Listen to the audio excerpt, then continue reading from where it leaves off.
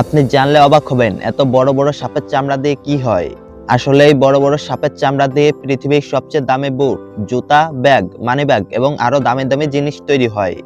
এটা শুধু একটি প্রাণের চামড়া নয়, বরং বিলাসিতা আর দক্ষতার এক অসাধারণ মিশ্রণ। বিশেষ করে এশিয়ার কিছু দেশ যেমন ইন্দোনেশিয়া, থাইল্যান্ড, ভিয়েতনাম আর মালয়েশিয়াতে এই শিল্পটি গড়ে উঠেছে এক বিশাল ইন্ডাস্ট্রিতে। প্রতিদিন শত শত সাপ সংগ্রহ করা হয়, মূলত পাইথন, কোবরা আর ওয়াটার স্নেক প্রজাতির সাপ। এসব সাপ বন্য পরিবেশে ধরা হয়, আবার কিছু সাপ খামারে বিশেষভাবে পালন করা হয় শুধুমাত্র চামড়ার জন্য। একটা ফ্যাক্টরিতে বড় বড় কাঠের টেবিলের ওপর সাজানো থাকে জঙ্গল থেকে ধরে আনা সাপগুলো। প্রশিক্ষিত কর্মীরা অত্যন্ত সতর্কতার সঙ্গে কাজ করে, কারণ সামান্য অসতর্কতার কারণে কারো প্রাণ যেতে পারে। সাপ মেরে ফেলার পর তার দেহ থেকে চামড়া আলাদা করা হয়। তারা ধারালো ব্লেড বা পাতলা ছুরি ব্যবহার করে সাপের চামড়া ছাড়ানোর জন্য। এই সময় সাপের দেহে যাতে কোনো দাগ না পড়ে সেদিকে বিশেষ খেয়াল রাখা হয়, কারণ চামড়ায় যদি একটু ছেঁড়া বা ফাটল থাকে তাহলে পুরো চামড়া বাতিল হয়ে যায়। চামড়া আলাদা করার পর সেটাকে সঙ্গে সঙ্গে পানি আর বিশেষ রাসায়নিক দ্রবণে ডুবিয়ে রাখা হয়। এর উদ্দেশ্য হলো রক্ত, ময়লা আর চর্বি বের করে দেওয়া। এই প্রক্রিয়াকে বলে ডিগ্রেজিং, মানে চামড়া থেকে চর্বি পরিষ্কার করা। এরপর চামড়াগুলোকে টেনে পেতে দেওয়া হয় শুকানোর জন্য। এই সময় চামড়াগুলোকে দেখতে অনেকটা সাদা ধূসর রঙের হয়, যেমন একটা পাতলা প্লাস্টিকের শীট। কিছু জায়গায় এই শুকানোর কাজ সম্পূর্ণ হাতে করা হয়। বাঁশের সাথে চামড়া ঝুলিয়ে রাখা হয় যাতে বাতাসে প্রাকৃতিকভাবে শুকায়। আবার বড় বড় ফ্যাক্টরিতে ব্যবহার করা হয় বিশেষ ড্রাইং টানেল, যেখানে নির্দিষ্ট তাপমাত্রায় 6 থেকে 8 ঘন্টা ধরে শুকানো হয়। শুকানোর পর চামড়া সংরক্ষণের জন্য ট্যানিং নামের একটা প্রক্রিয়ার মাধ্যমে চামড়া শক্ত করা হয়। এই প্রক্রিয়ায় প্রতিটি চামড়া প্রায় 12 থেকে 24 ঘন্টা ধরে ভিজে থাকে। তারপর বড় রোলারের নিচে দিয়ে ঘুরিয়ে অতিরিক্ত পানি বের করে ফেলা হয়। এভাবে চামড়া আস্তে আস্তে লেদারে পরিণত হয়। ট্যানিং শেষ হওয়ার পর শুরু হয় গুণগত মান যাচাইয়ের ধাপ। প্রতিটি চামড়া আলোয় তুলে পরীক্ষা করা হয় কোনো দাগ, গর্ত বা ছেঁড়া আছে কিনা। এখানেই নির্ধারিত হয় চামড়ার দাম। যেসব চামড়ায় প্যাটার্ন বা স্কেল একদম নিখুঁত থাকে সেগুলো যায় লাক্সারি ব্র্যান্ডের কাছে, যেমন গুচি, প্রাডা। আর একটু ত্রুটিপূর্ণ চামড়াগুলো ব্যবহার হয় সাধারণ লেদার পণ্য তৈরিতে। এখন চামড়াগুলোর ডিজাইন অনুযায়ী কাটা শুরু হয়।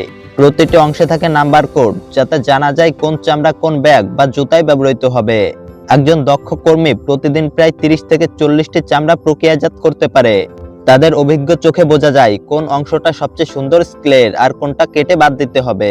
এই পর্যায়ে চামড়ার নিচের অংশে বিশেষ স্ট্রেচিং করা হয় যাতে সেটি শক্তিশালী হয়। যখন চামড়া পুরোপুরি শুকিয়ে শক্ত হয় তখন সেটা পরবর্তী ধাপে যায় রং ও ফিনিশিং এর জন্য। সাপের চামড়া যখন প্রক্রিয়াজাত হয়ে লেদারে পরিণত হয় তখনই শুরু হয় এই শিল্পের সবচেয়ে নিখুঁত অধ্যায়, ফিনিশিং, ডিজাইন ও পণ্য তৈরি। একটা সাধারণ চামড়াকে বিলাসবহুল ফ্যাশনের প্রতীকে রূপ দিতে ঘন্টার পর ঘন্টা কাজ চলে। প্রথম ধাপে শুরু হয় ডাইং বা রং দেওয়ার কাজ। প্রতিটি চামড়া আলাদা আলাদা ট্যাঙ্কে ভিজিয়ে রাখা হয়, যেখানে ব্যবহার হয় বিশেষ ধরনের রং ও তেল। রং দেওয়ার পর চামড়াগুলো শুকানো হয় ধীরে ধীরে, প্রথমে হালকা বাতাসে, পরে নরম তাপে শুকানো হয়। এভাবে শুকালে স্কেলের প্রাকৃতিক নকশা নষ্ট হয় না।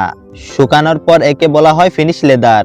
এটাই সেই উপাদান যা পরবর্তীতে ব্যাগ, বেল্ট, ওয়ালেট কিংবা জুতায় ব্যবহৃত হয়। বিশ্বের বিখ্যাত ফ্যাশন হাউসগুলো যেমন গুচি, প্রাডা, হারমেস বা লুই ভিটন এই চামড়ার জন্য বিশেষ অর্ডার পাঠায়। তারা নির্দিষ্ট করে দেয় কতটা স্কেল বড় হবে, কোন অংশ ব্যবহার হবে ব্যাগের সামনের দিকে আর পেছনের দিকে। এই ধাপের চামড়াকে পাতলা করে কাটা হয় মিলিমিটার হিসাবে। একটা ব্যাগ তৈরি করতে 3-4টা সাপের চামড়া লাগে। সব অংশকে একে অপরের সঙ্গে মেলানো হয় যেন রং, স্কেল ও টেক্সচার পুরোপুরি সমান থাকে। তারপর শুরু হয় হাতে সেলাইয়ের কাজ। বিশেষ পাইথন স্টিচ নামে এক ধরনের সেলাই পদ্ধতি ব্যবহার করা হয়। এতে চামড়ার প্যাটার্নের কোনো ক্ষতি হয় না।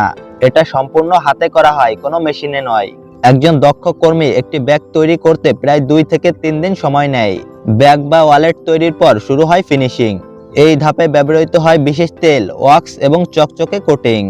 এর ফলে ব্যাগ উজ্জ্বল এবং ওয়াটারপ্রুফ হয়। কিছু ব্যাগে গ্লোসি ফিনিশিং দেওয়া হয় যাতে আলো পড়লে সোনালি ঝলক দেখা যায়।